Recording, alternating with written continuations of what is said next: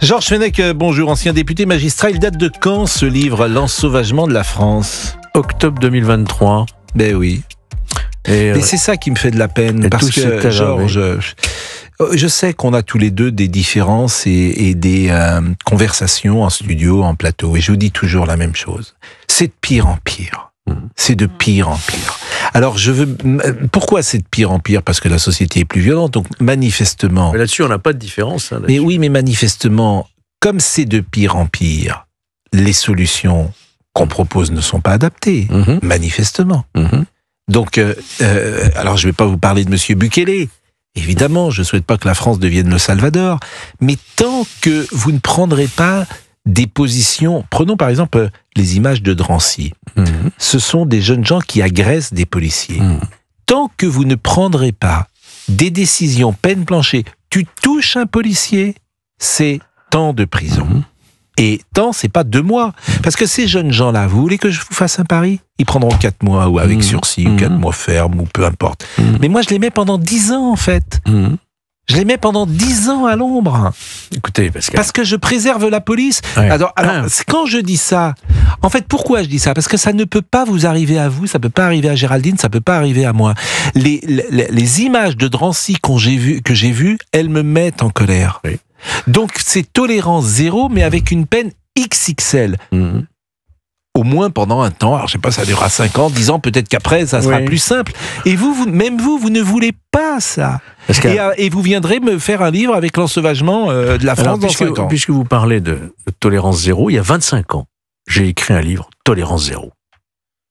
Vous auriez mieux fait d'en écrire tous les ans, comme ça. Non, mais c'est pour venir. Et là, en 2023, donc ça sert à rien. Donc vous allez dans mon sens. Je publie ce livre et je constate une aggravation de la situation. Mais vous voulez pas la phrase « Dieu se rit des conséquences qu'on cite sans arrêt », vous ne voulez pas. Mais je fais des propositions. Mais bien sûr que si. Nous avons tenté à une certaine période, notamment sous Nicolas Sarkozy, avec les peines planchées. Écoutez, si on pouvait parler maintenant, qu'est-ce qu'on fait maintenant? Maintenant, c'est ce qui m'intéresse. Qu'est-ce qu'on fait pour ces jeunes gens là qui ont agressé à Drancy? Vous proposez quoi? Écoutez, j'ai l'impression de prêcher un peu dans le désert quand vous posez ces questions. Mais je vous pose, c'est simple comme question. Moi, je réponds à cette question. Mais parce que ça me tient tellement à cœur. La colère ou l'amertume que vous pouvez avoir, je la partage aussi. Qu'est-ce que vous faites pour ces jeunes gens? C'est une question simple. On les met combien de temps à l'ombre, selon vous, pour que ça cesse? Écoutez, je vais vous dire, moi, le fond de ma pensée, c'est qu'aujourd'hui, tant qu'il y aura des courants très idéologisés, notamment au sein de la justice, notamment au sein de l'école de la magistrature, vous aurez toujours des magistrats qui seront très peu enclins à sanctionner sévèrement. C'est pour ça qu'il faut faire des peines planchées. Mais vous pouvez faire toutes les peines planchées que vous voulez. Si, parce que là, moins le juge intervient dans la décision, plus ça me va. En fait. Oui, sauf que les peines planchées automatiques, ça n'existe pas et c'est contraire à la Constitution. Non, vous avez toujours une possibilité de descendre. Mais c'est pas vrai. Ça existe dans mais ça existe dans certains domaines. Dans les délits routiers, ça existe. Oui, des délits routiers peut-être, oui, mais dans les faits criminels ou correctionnels, non. Vous me dites que je suis très mal à l'aise pour vous répondre. Mais vous me dites parce que je partage votre constat. Mais alors pourquoi vous êtes mal à l'aise? Et je partage le constat aussi que rien n'est fait. Mais pourquoi vous êtes mal à l'aise?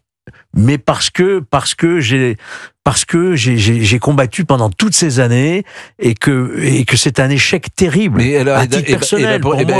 J'ai combattu au sein de la magistrature. Et pourquoi vous êtes mal à l'aise alors? Je suis mal à l'aise parce que je me sens une part de responsabilité. Très bien, mais ça, allez voir un psychanalyste. Moi, là, on est sur l'antenne de CNews et d'Europe 1. Je ne vais pas aller voir un psychanalyste. Non, mais je fais ce constat. Votre culpabilité, moi, je m'en fiche, pardonnez-moi. Ce qui m'intéresse, c'est aujourd'hui. Il se trouve que j'aime mon pays, il se trouve que j'aime la jeunesse, et que je trouve que ceux qui sont aux manettes ne font pas ce qu'ils devraient faire. Mais vous-même, je vous pose une question, vous êtes incapable de répondre, enfin. Mais quelle est votre question? Qu'est-ce que vous faites pour ces jeunes gens? Qu'est-ce que je fais? Je construis des centres éducatifs fermés, je construis des EPM et je sanctionne. Je sanctionne à la hauteur. J'attends ma réponse. Moi, j'ai proposé 10 ans. Tu touches un policier, c'est 10 ans. Mais pourquoi pas? Bien sûr. Mais bien sûr. ça va. C'est d'ailleurs prévu par la loi. Sauf que ça n'est pas appliqué. C'est très bien. On va écouter Gérald Darmanin. Est-ce qu'on peut appeler un psychanalyste, cher Laurent Tessier? Parce qu'il se sent coupable. Est-ce qu'on a un psychanalyste? Oui, je me sens responsable. En tant qu'ancien magistrat, ancien député. Mais oui, sérieusement, comment il s'appelle notre ami psychanalyste? Professeur Michel Lejoyeux. Mais appelons Michel Lejoyeux. On va l'appeler, on va demander, voilà, Georges Fenech se sent coupable, cher Michel Lejoyeux. Qu'est-ce qu'on peut faire pour lui? De ne pas avoir inversé la tendance. Exactement. Vous êtes allé à Alcatraz déjà? Non, je ne suis jamais allé à Alcatraz. Non, mais je veux dire comme visiteur. Hein. Non. Je connais le film avec Clint Eastwood, extraordinaire. C'est Clint Eastwood? Les Évadés d'Alcatraz, bien sûr, avec Clint Eastwood. C'est Clint Eastwood. Et d'ailleurs, les Évadés, apparemment, ils ont réussi leur coup. Hein.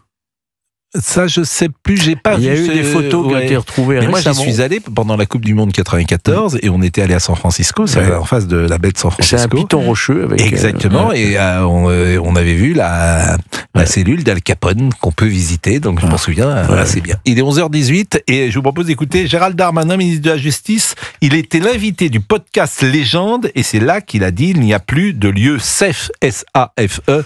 Il aurait pu dire sûr. Restons français.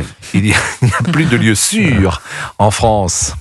C'est plus violent et ça touche plus partout, tout le temps. En fait, je pense que moi j'ai toujours entendu quand j'étais petit, quand on allait en ville, quand on sortait avec les copains. Ouais, fais attention. C'est normal de faire attention. Quand j'allais au stade de foot à Valenciennes, fais attention quand même. Mais ma mère m'a jamais dit fais attention quand j'allais voir mon oncle dans le village d'à côté, quoi. Maintenant, je pense que ma mère me dirait fais attention. Encore aujourd'hui? Ouais, je pense qu'il y a plus de lieu safe, en fait. Je pense que c'est ça qui... Par exemple, elle a toujours existé, la drogue. Mais aujourd'hui, on voit bien que le moins de petites bourgades de ruralité, ils connaissent la coke, le cannabis. C'est ça qui change. Avant, la drogue, c'était les grandes villes, c'était le métro. Donc, je pense que ce qui marque beaucoup les Français, c'est que ça s'est généralisé, métastasé, quelque part, vous voyez. C'est plus que dans les endroits où on cherchait le problème potentiel. On allait sur les Champs-Élysées à Paris, on savait qu'on pouvait éventuellement tomber sur un voleur ou un mouvement de foule. Aujourd'hui, n'importe où, vous vous dites, je peux tomber sur un voleur. On peut inverser la tendance. Je pense que c'est optimiste ou pas, honnêtement? Oui, grâce à la technologie. C'est-à-dire que si vous voulez une société sécure, il faut la reconnaissance faciale, par exemple. C'est formidable de faire Gérald Darmanin, sinon le constat de son propre échec aussi. Pardon, il a été ministre de l'Intérieur pendant toutes ces années. Franchement, c'est pas pour lui jeter la pierre, mais il n'a pas été incapable. Et face à Éric Dupond-Moretti qui contestait l'état d'ensauvagement de la société, il s'est retrouvé finalement quelque part empêché d'agir. Voyez-vous. Donc il fait ce qu'il peut. Hein. Je dénie pas. Même au ministère de la Justice, les prisons renforcées, tout ça c'est très bien. Mais c'est quand même aussi l'échec sous Macron, l'explosion de la délinquance. Hein. Et M. Darmanin, il a sa part de responsabilité. Il y en a un dont la prophétie nous est restée dans la mémoire. Nous allons vivre face à face si ça continue, mais nous y sommes. Vous parliez des quartiers, vous parliez des zones safe, des zones de non-droit. En 90, il y avait à peu près 750 zones de non-droit. Aujourd'hui, on en a 1500. Ça recouvre une population de 5 millions d'habitants. Donc ça touche les villes moyennes, celles qui étaient jusque-là effectivement épargnées. Aujourd'hui, il n'y a plus aucun lieu, aucune ville moyenne épargnée par cette délinquance. Ce qui est intéressant, il n'est pas de la même génération que moi, il est plus jeune, Gérald Darmanin, il parle donc de sa mère, et c'est là que ça me fait de la peine. Souvent, je dis ça, parce que j'ai grandi dans une société où j'avais 10 ans, j'allais à l'école tout seul, et l'école était à 1,5 km. 1,5 km, alors on part, mais jamais une fois, on s'est dit, jamais nos parents, on partait avec des petits copains, parce qu'on n'avait pas envie de faire le chemin tout seul, mais et on y allait, jamais une fois, nos parents ont imaginé qu'il puisse se passer quelque chose sur la route. Quand j'étais gosse, j'allais au Pouliguen, très souvent. Bon, je partais à 9h le matin, pareil, j'allais à la plage, tout seul, à 10 ans. 10 ans, 11 ans. Mais je raconte là tout ce qu'a vécu tous les gens qui sont des sexagénaires. Ils ont vécu cette enfance-là. Il y a personne n'imaginait. Même nous, les quarantenaires aussi, hein, les quadras. Hein. Bah, les quadras, oui, même si Gérald Darmanin disait, par exemple, au stade, fais attention. Moi, je suis allé au stade Marcel Sopin toute ma jeunesse. Jamais j'ai entendu une fois, fais attention. Ça n'existait pas. Il n'y avait pas les ultras, d'ailleurs. Les ultras n'existaient pas dans les années 70. Les ultras seront arrivés au milieu des années 80. Il y avait pas de les supporters étaient bons enfants. Donc vous êtes dans une société infiniment plus violente qu'elle n'existait à l'époque. Jean-Philippe Tanguy, député du Rassemblement National, il a été l'invité de Sonia Mabrouk ce matin sur CNews et Europe 1. Est-ce que le garde des Sceaux est au courant qu'il était ministre de l'Intérieur pendant des années avant? Donc c'est quand même étrange, si vous voulez, qu'une personne avec autant de responsabilités dans la situation d'insécurité et d'ensauvagement du pays se permette un commentaire pour expliquer que son bilan comme ministre de l'Intérieur est si catastrophique que son analyse comme garde des Sceaux le pousse à prendre de nouvelles mesures. Donc si vous voulez, cette incohérence permanente, prendre, il faut bien le dire quand même malheureusement, les Français pour des imbéciles, en multipliant les déclarations soi-disant fortes, quand le bilan est si faible, si catastrophique, c'est quand même un peu délirant. Donc moi, je ne veux pas polémiquer avec monsieur Darmanin, mais qu'il ait un peu le respect de nos compatriotes et qu'il ait un peu d'humilité. Oui, difficile de contredire ce que vient de dire M. Tanguy. Oui, mais là où moi je suis pas d'accord, parce que je pense que Gérald Darmanin, il est aussi un homme politique d'une époque, et que les hommes politiques ne peuvent plus faire grand-chose. Pourquoi ? Pour les raisons que vous avez dites, Conseil constitutionnel, Conseil d'État et Europe.